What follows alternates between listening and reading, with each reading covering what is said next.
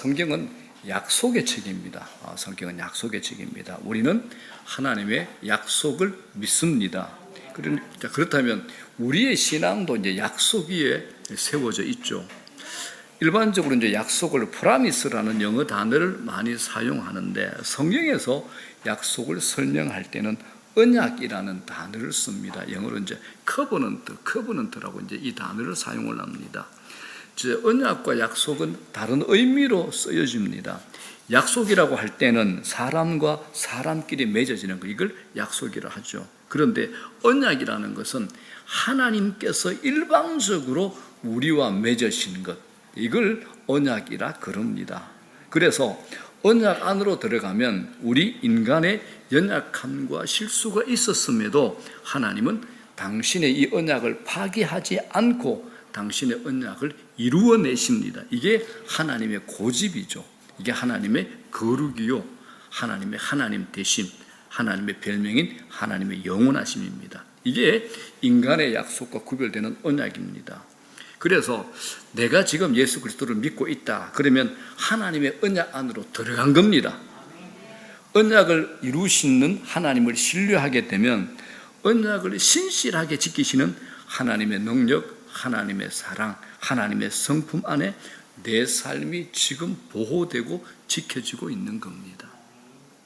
그래서 인간의 실수, 인간의 연약함에도 불구하고 하나님은 당신이 약속하신 바를 반드시 이루어내신다. 이것이 성경의 핵심적인 진술이 됩니다. 자, 언약은 다시 말씀드립니다. 하나님 편에서 맺으신 겁니다. 자, 이 언약이 어떤 것인가를 가장 잘 보여주는 것이 창세기 12장에 하나님께서 아브라함과 중대한 언약을 맺으시는 내용이 나옵니다. 자, 창세기 12장 2절 3절 잘 아시는 말씀이죠. 다 같이 시작. 내가 너로 큰 민족을 이루고 네게 복을 주어 네 이름을 창대하게 하리니 너는 복이 될지라. 너를 축복하는 자에게는 내가 복을 내리고 너를 저주하는 자에게는 내가 저주하리니 땅의 모든 족속이 너로 말미암아 복을 얻을 것이니라 하신지라. 자, 창세기를 열게 되면 창세기 3장에 아담과 하와의 범죄로 말미암아 생겨난 인간의 타락, 범죄가 있죠. 그러나 12장부터 하나님께서 아브라함을 불러내시고 큰 민족을 이루게 하십니다. 실패한 인간의 이 역사를 아브라함을 통해 새롭게 하시려는 구원의 드라마를 하나님 쪽에서 시작을 하시는 겁니다. 그 언약을 구체적으로 체결하는 장면이 15장에 이렇게 나옵니다. 자, 얼마 전에 이제 발견된 고대 근동의 자료를 보게 되면 고대 근동에서 이제 약속을 할 때는 짐승을 반으로 가른답니다. 짐승을 반으로 갈라서 짐승이 흘린 피 사이를 약속을 하는 당사자들이 지나갑니다. 이게 무슨 의미냐 하면 당신이나 나나 약속을 하는데 이 약속을 누구라도 깨게 되면 짐승이 반으로 갈라지듯 이렇게 피를 흘려서 죽게 된다. 절대로 약속을 지켜야 된다. 이런 의식을 치르면서 약속의 엄중함을 피차가 갖게 되는 것. 이게 이제 고대 근동의 약속의 방식입니다. 그런데 실제로 창세기 15장에 하나님과 아브라함이 이런 의식을 치릅니다. 짐승을 가르고 그 사이를 약속한 두 사람이 함께 지나가야 되는데 놀랍게도 하나님께서 아브라함을 잠재웁니다. 하나님이 홀로 그 사이를 지나가시는 겁니다. 하나님께서 약속하시지만 약속을 주도하신 하나님이 스스로 희생하심으로 그 약속을 책임지신다는 것이 이 창세기 15장의 이 놀라운 언약입니다. 하나님은 우리와 약속하실 뿐 아니라 어떤 희생을 치르고라도 그 약속을 반드시 이루신다는 놀라운 진리가 이 성경 안에 숨겨져 있습니다. 그래서 우리가 항상 생각해야 될 게 있죠. 약속보다 약속하신 분이 누구인가, 이걸 생각하시라는 겁니다. 어떤 사람과 이제 약속을 했는데 믿어지지 않을 때가 있죠. 여러분, 이런 사람이 있잖아요. 약속을 하기 전보다 약속을 한 후에 더 불안한 사람이 있죠. 여러분 없었습니까? 나는 있었는데. 누구에는 있잖아요. 말 바꾸기 좋아하고 거짓말 잘하는 사람과 약속을 하면 그 약속을 믿을 수가 없습니다. 어떤 약속을 해도 헛된 겁니다. 또 어떤 사람은 참 좋은 것 같은데 무능력해서 믿을 수 없는 사람도 있습니다. 그래서 약속하는 사람이 누구인지 그 주체가 그렇게 중요한 겁니다. 자, 그렇다면 우리에게 약속하는 하나님은 어떤 분이신가? 이거 알아야 되잖아요. 성경은 한마디로 하나님에 대해서 이렇게 정의합니다. 첫 번째, 하나님은 전능하십니다. 전능하십니다. 자, 창세기 17장 1절 하나님께서 스스로 얘기합니다. 뭐라 그럽니까? 시작. 나는 전능한 하나님이라 너는 내 앞에서 행하여 완전하라. 나는 전능한 하나님이다 라고 하나님이 스스로 선포하십니다. 자, 이사야서 40장 26절 이런 말씀이 있습니다. 시작. 너희는 눈을 높이 들어 누가 이 모든 것을 창조하였나 보라. 주께서는 수요대로 만상을 이끌어내시고 그들의 모든 이름을 부르시나니 그의 권세가 크고 그의 능력이 강함으로 하나도 빠짐이 없느니라. 이게 무슨 말이냐면 하나님께서는 자신이 창조하신 하늘의 무수한 모든 별들의 수를 다 세고 계신다는 겁니다. 그 이름을 불러 이끌어내신다는 겁니다. 그러므로 여러분, 하나님은 말씀하신 대로 다 가능하신, 못하시는 것이 없으신 분입니다. 하나님에게 불가능한 일은 단 하나도 없습니다. 그래서 욥은 이렇게 얘기합니다. 욥 42장에 시작. 주께서는 못하실 일이 없사오며 무슨 계획이든지 못 이루실 것이 없는 줄 아오니라고 합니다. 하나님께서는 그 크고 무한하신 능력으로 세상을 만드셨고 지금도 유지하고 계십니다. 그래서 하나님을 만난 사람, 하나님을 발견한 사람은 예외 없이 경외함으로 전능하신 하나님이라고 고백하고 하나님 앞에 무릎을 꿇게 됩니다. 자, 여러분에게 묻고 싶습니다. 전능하신 하나님이 이 세상을 창조하셨는데 그러면 이 세상의 소유권은 누구에게 있습니까? 이건 초등학생 질문인데, 그죠? 하나님이 이 세상 창조하셨는데 이 세상의 소유권은 누구에게 있습니까? 이 세상의 소유권은 그것을 만드신 하나님에게 있습니다. 그러므로 이 세상의 주인은 누구시죠? 하나님이십니다. 이것이 우리가 하나님을 향해 창조주라고 부르는 이유가 되는 겁니다. 하나님은 전능하십니다. 두 번째, 하나님은 모르는 것이 없으신 전지하신 분입니다. 시편 39편에 내용이 아주 많은데 제가 우리에게 익숙한 거 두 절만 골랐습니다. 시작.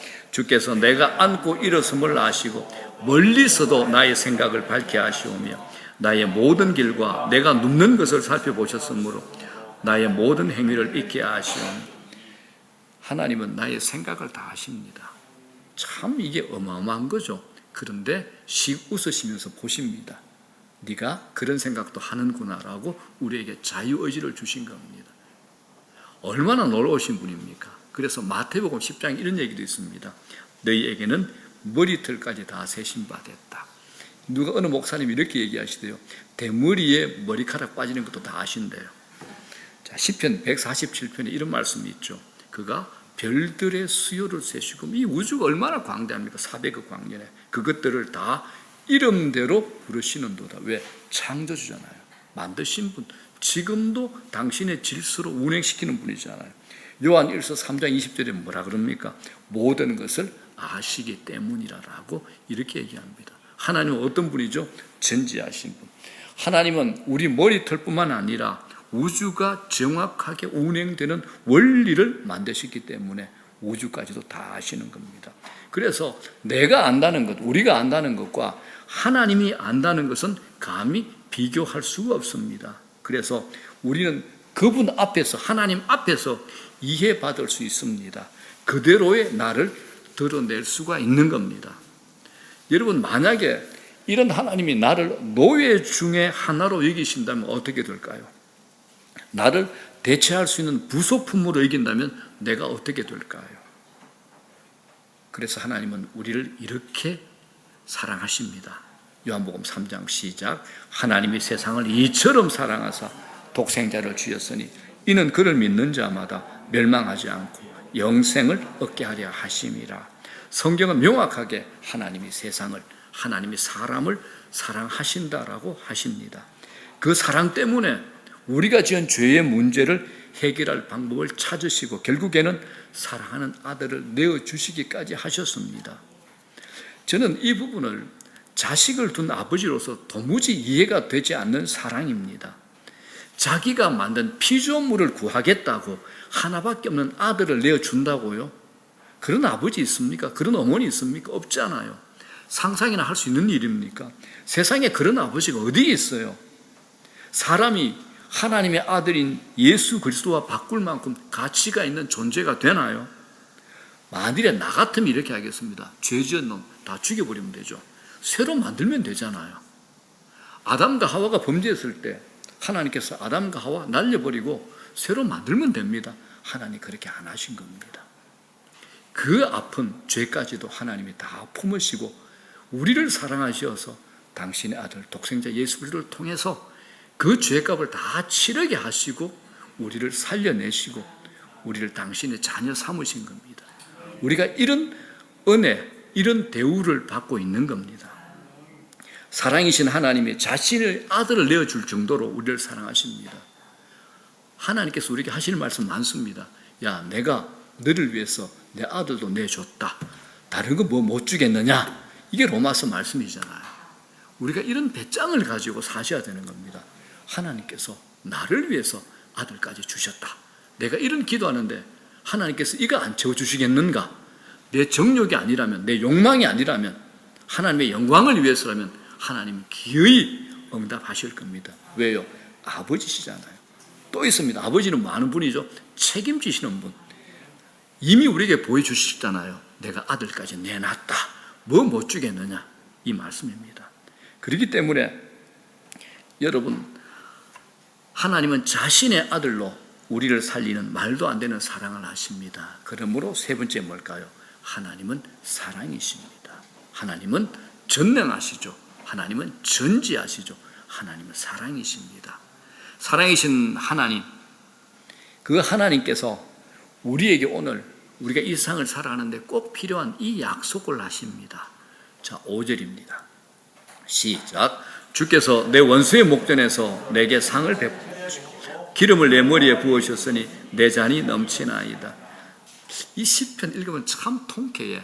내 왼수의 목전에서 내게 창을 차려주신다. 이 세상 살아가면서 왼수 같은 인간이 왜 그래 많은지, 그죠? 나는 별로 없는데 여러분은 많을 것 같습니다. 이해하십시오. 왼수 같은 인간의 존재가 왜 그리 많은지. 그런데 하나님이 내 원수의 눈앞에서 상을 차려주신답니다. 큰 상. 그리고 기름을 내 머리에 부어주신답니다. 그래서 내가 고백하죠. 내 잔이 넘치나이다. 내 인생의 내 삶에 잔이 넘치나이다. 이 시편 23편은 성령을 통한 다윗의 시입니다. 자기 인생 고백이죠. 이 고백이 하나님께서 자기를 괴롭히고 힘들게 하고 자기를 대적하는 원수의 눈앞에서 승리의 상을, 큰 잔치를 차려주신다는 겁니다. 그런데 상을 차려주시는 것으로 끝나는 게 아니죠. 다윗의 머리에 뭘 하셨죠? 기름을 부어주신 겁니다. 자, 여러분, 오늘 제가 이 기름 부음에 대해서 좀 얘기를 하고 싶습니다. 오늘 설교 제목이 뭐냐? 무엇보다, 어떤 것보다, 이 설교 제목입니다. 예수 믿는 우리에게 무엇보다, 어떤 것보다 필요한 게 뭐냐? 기름 부으심입니다. 여러분, 이 기름 부으심은 하나님을 믿는 우리에게도 결정적인 사건이 됩니다. 제가 여러분들에게 이제 안수 기도할 때 성령의 기름을 부어주시라고 기도를 합니다. 많은 분들이 이제 들으셨을 겁니다. 그런데 기름을 붓는다는 것이 무엇인지 묻는 분이 별로 없어요. 뭐 목사가 기도하니까 뭔가는 모르겠지만 그냥 좋은가 보다라고 생각을 하고 뭐 아멘 하시는 것 같아요. 그래서 제가 이 시간 기름 부음에 대해서 정리해 드릴 테니까 이 기름 부음이 무엇인지 아시고 반드시 여러분들이 기름 부으심을 사모하시고 구하시는 여러분 되기를 주의 이름으로 간절히 소원합니다. 지난 3주간 저희 교회에서 항존직을 선출했죠. 항존직 선출하기 전부터 하나님이 제게 주신 마음이 있습니다. 제게 주신 마음. 화미교회 가족들아, 너희들은 성령을 구해라. 성령 충만해라. 그리고 모든 사역자들과 리더들은 성령의 기름 부으심을 구하라는 마음을 하나님이 제게 주셨어요. 그래서 저희들이 항존직 선출하기 전부터 제가 늘 기도했는 게 하나님께서 세우신 이 교회의 귀한 복된 은혜의 직분자, 그들에게 성령의 기름을 부으십시오. 성령의 기름을 부으십시오. 매일 그렇게 기도했던 겁니다. 자, 여러분, 교회의 사역, 모든 영역의 리더들이 위치, 포지션을 섬기고 일하는 것 아닙니다. 포지션 아닙니다. 기름 부으심, 어노인팅이 있게 해달라고 여러분들이 구하셔야 됩니다. 포지션 아닙니다. 어노인팅입니다. 자, 그러면 이 기름 부으심이 무슨 의미일까요? 이 기름 부으심은 세 가지 뚜렷한 특징이 있습니다. 세 가지입니다. 첫 번째, 이 기름 부으심은 치유의 목적이 있습니다. 치유가 있습니다. 자, 오늘 시편 23편은 목자 되신 하나님과 양인 우리를 비유해서 말합니다. 양들은 들에서 지내다 보면 상처를 입죠. 고대 사회에서는 기름을 치료제로 사용을 하잖아요. 목자는 양의 형편을 꼼꼼히 살피고 챙겨서 상처를 발견하면 상처에 이 기름을 바르는 겁니다. 자, 신약이 오면 어떻게 될까요? 야고보서 5장에 이렇게 얘기합니다. 다 같이 시작.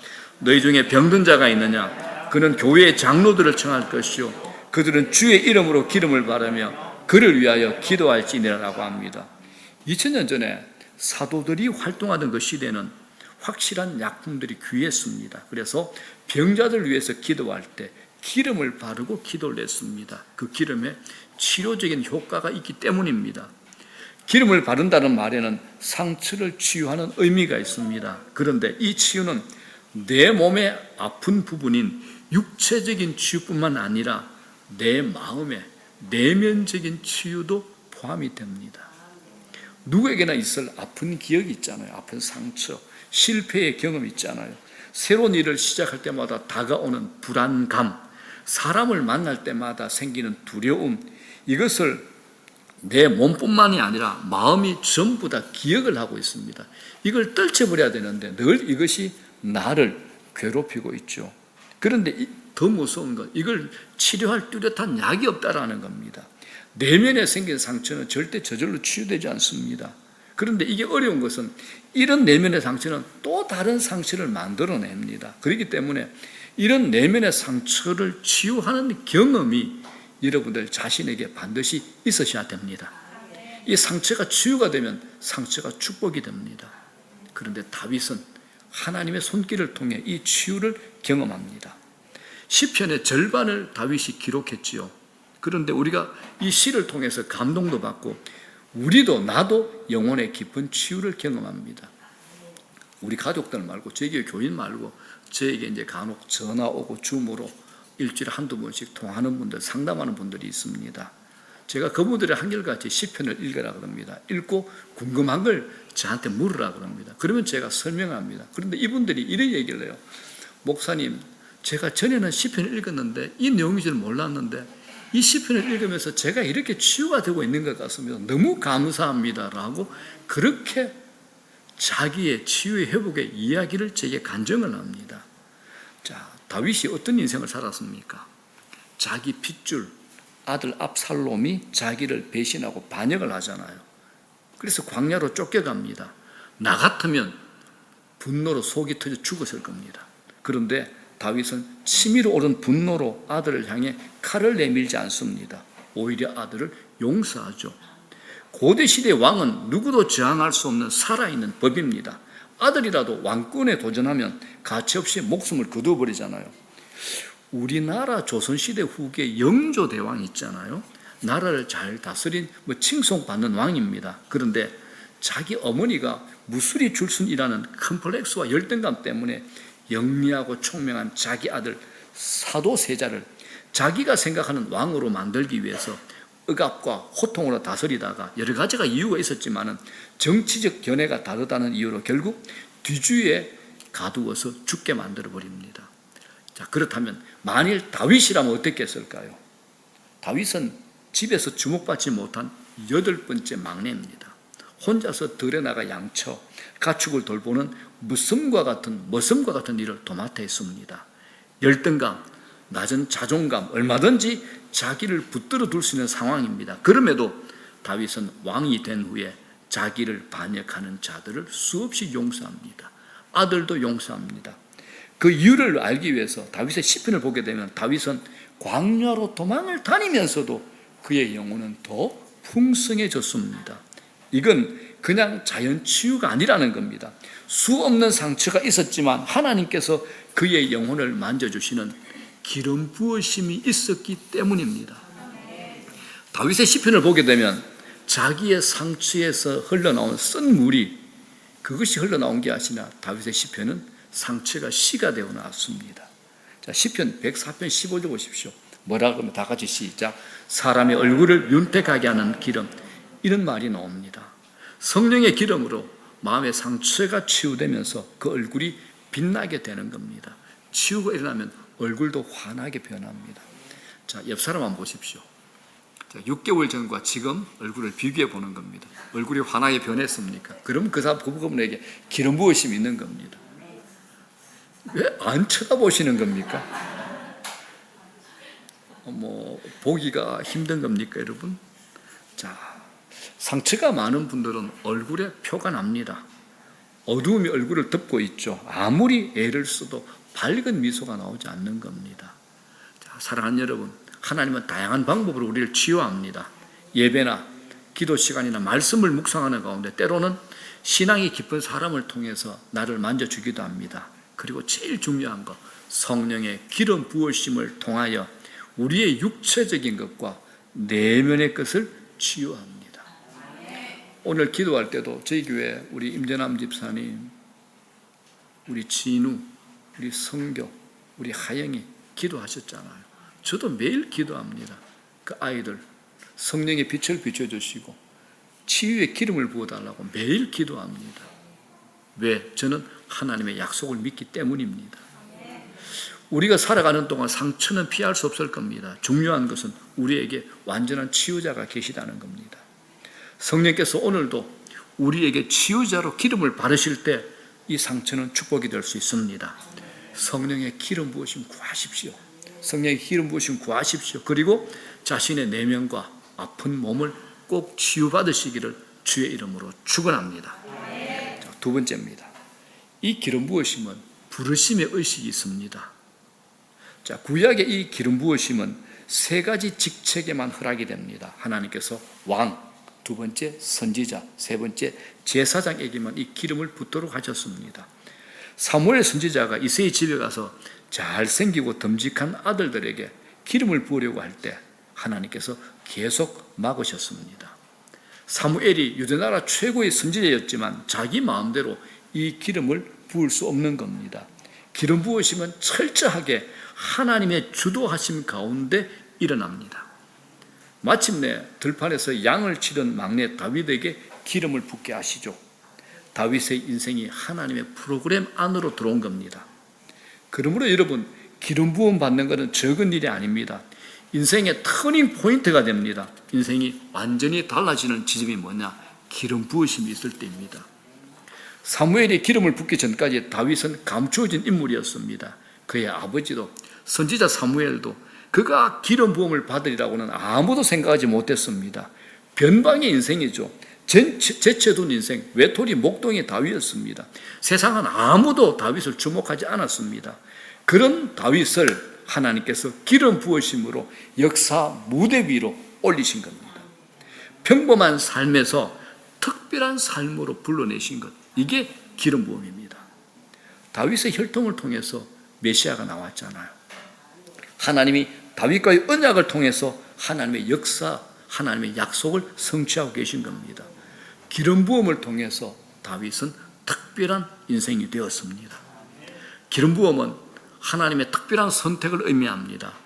하나님으로부터 특별한 인생으로 지목받는 겁니다.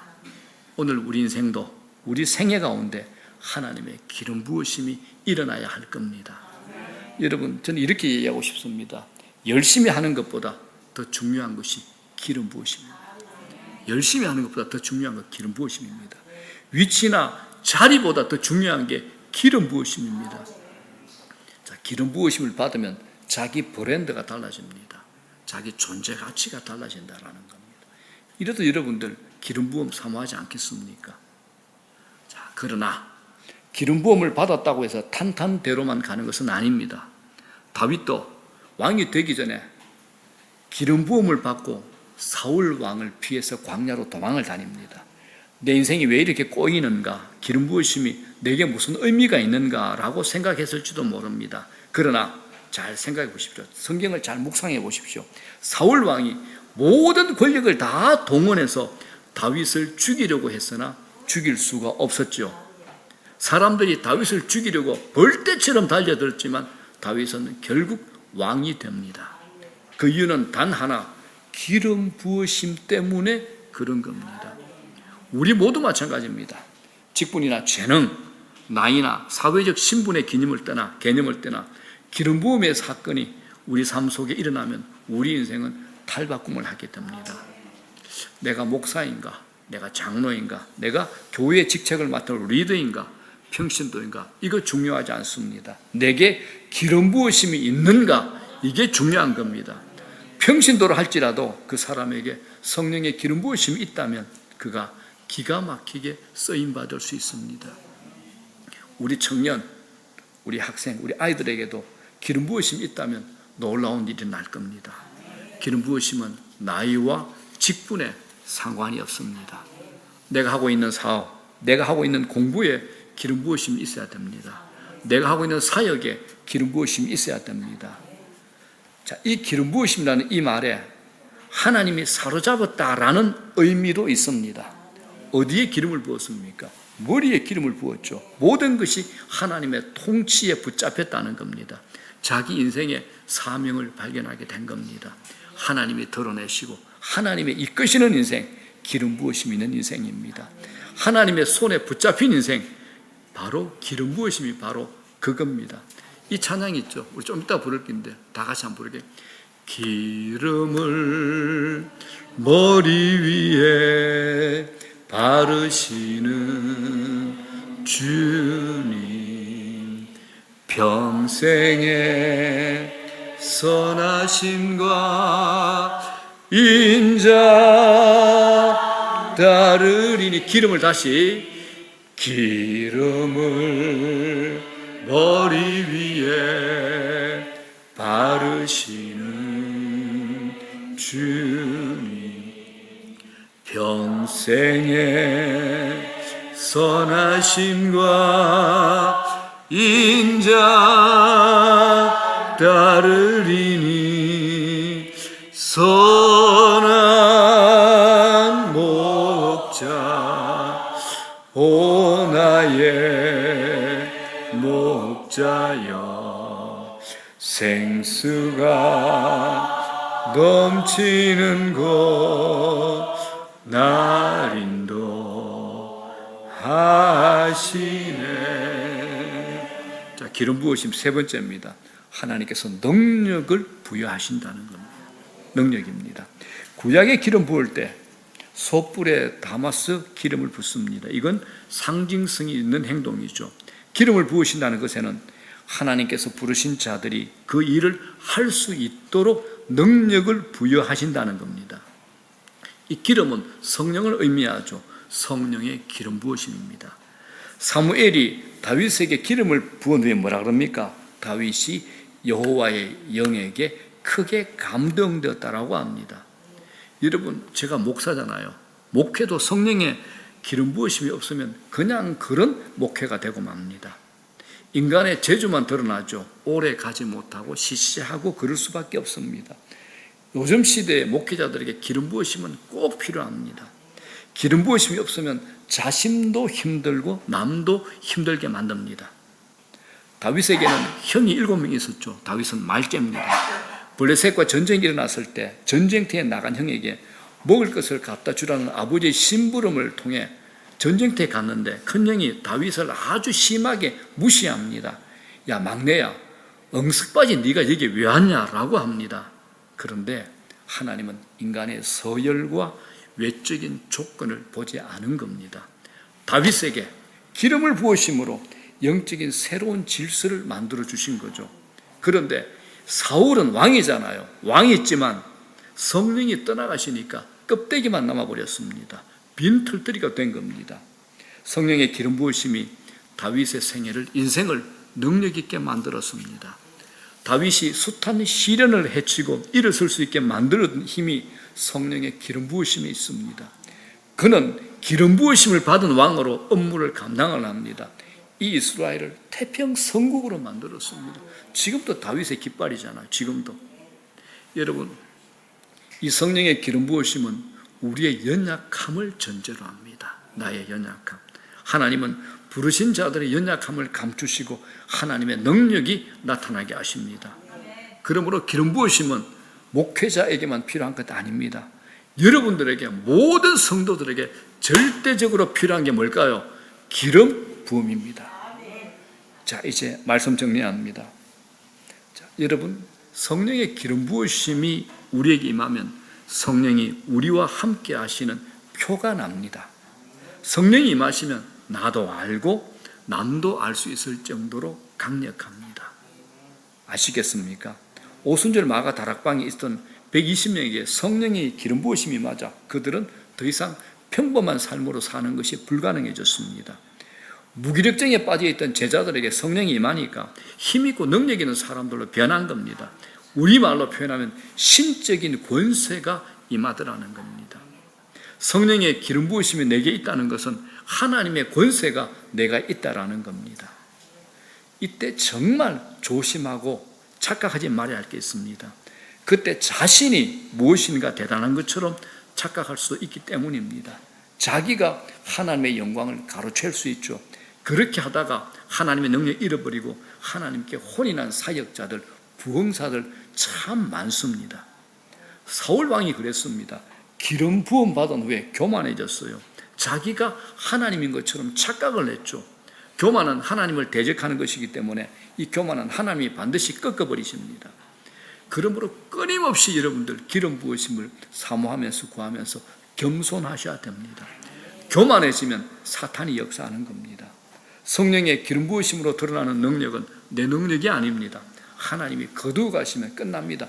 폐기 처분되는 겁니다.